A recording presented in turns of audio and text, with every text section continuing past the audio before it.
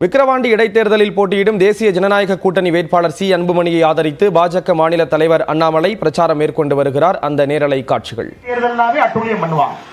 இடைத்தேர்தல்னாவே அரசு இயந்திரத்தை எல்லாத்தையும் பயன்படுத்தி மோசமான ஒரு சூழலை உருவாக்கி ஆளும் கட்சி வெற்றி பெற வேண்டும் என்பதற்காக முயற்சிப்பாங்க. இதற்கு முன்பு ஈரோட்டில் இடைத்தேர்தலை பார்த்தோம். மக்களை எல்லாம் பட்டி பட்டியா அடைச்சு வச்சாங்க. ஒரு பட்டியலிருந்து ஒரு அம்மா வந்தாங்க, தம்பி பட்டியல் அடைச்சு வச்சா கூட பரவாயில்ல தம்பி, உதயநிதி படத்தை போட்டு பார்க்க சொல்றாங்க தம்பி, எப்படி தம்பி அந்த படத்தை பார்க்கறதுன்னு பட்டியலிருந்து தப்பிச்சு வெளியே வந்தேன். இந்த விக்கிரவாண்டியில் அந்த குடும்பம் உங்களுக்கு இல்ல. காரணம், இங்கே பாட்டாளிகள் இருக்கின்றார்கள். பட்டியல் எல்லாம் பறந்து விடும் என்பது இங்க இருக்கக்கூடிய திராவிட முன்னேற்ற கழகத்திற்கு தெரியும். அன்பு சொந்தங்கள், அங்க ஈரோட்ல பாத்தீங்கன்னா உதயநிதி ஸ்டாலினுடைய திரைப்படத்தை பட்டியல் அடைச்சு 3 மணி நேரம் பார்க்க வச்சாங்க.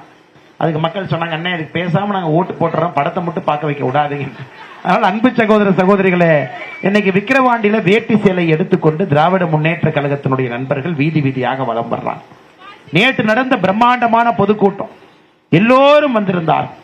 நம்முடைய மருத்துவர் ஐயா, நமக்கு தெரியும் மருத்துவர் ஐயாவுக்கு இனமாக இன்னைக்கு இந்திய அரசியல் எந்த ஒரு தலைவருமே இல்லை. அப்படிப்பட்ட ஒரு தலைவர், முழு வாழ்க்கையும் கூட சமுதாய மாற்றத்திற்காக, யாரும் கூட சாராயம் குடிக்க கூடாது, மக்கள் படிப்பிலே முன்னேற வேண்டும் என்பதற்காக மருத்துவராகி 5 ரூபாய் மருத்துவராக இருந்து அவருடைய மாமா, நம்முடைய மருத்துவர் ஐயா அவருடைய மாமா, இவர் மருத்துவம் படிக்க போகும் பொழுது மூட்டை தூக்குனார் துறைமுகத்தில். அவருடைய இல்லத்திலே தங்கி மருத்துவ படிப்பு படித்து மருத்துவர் ஐயா அவர்கள் இன்னைக்கு 86 வயது, முழுவதுமாக தன்னை அர்ப்பணித்து சமுதாயம் நன்றாக இருக்க வேண்டும் என்பதற்காக போராடுறாங்க.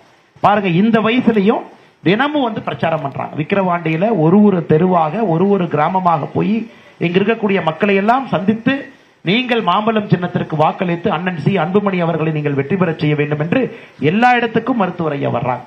நேற்று நடந்த பிரம்மாண்டமான பொதுக்கூட்டத்தில் பாட்டாளி மக்கள் கட்சியினுடைய அன்பு தலைவராக இருக்கக்கூடிய, இதற்கு முன் மத்திய அமைச்சராக இருந்த அண்ணன் டாக்டர் அன்புமணி ராமதாஸ் அவர்கள் தலைமையில் நேற்று அந்த கூட்டம் நடந்தது. நம்முடைய எல்லா தலைவர்களும் வந்திருந்தாங்க. முன்னாள் முதலமைச்சர் அண்ணன் ஓ பன்னீர்செல்வம் அவர்கள் வந்திருந்தாங்க, அண்ணன் டிடிவி தினகரன் அவர்கள் வந்திருந்தாங்க, அண்ணன் ஜி.கே. வாசன் அவர்கள் வந்திருந்தாங்க, அண்ணன் ஜான் பாண்டியன் அவர்கள் வந்திருந்தாங்க, அண்ணன் ரவி பச்சமுத்து அவர்கள் வந்திருந்தாங்க. எல்லா நம்முடைய கூட்டணி கட்சி தலைவர்களும், எல்லா நம்முடைய தொண்டர்கள், பாரத பிரதமர் நரேந்திர மோடி ஐயாவை பற்றி உங்களுக்கு தெரியும். குறிப்பாக கிராமப்புறத்தினுடைய மறுமலர்ச்சி என்பதற்காக போராடி கொண்டிருக்கிறார்.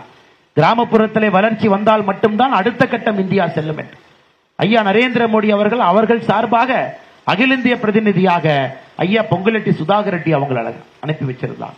எல்லோரும் இணைந்து அந்த மாபெரும் பிரம்மாண்டமான பொதுக்கூட்டத்தில் அவ்வளவு மக்கள் வந்திருந்தார்.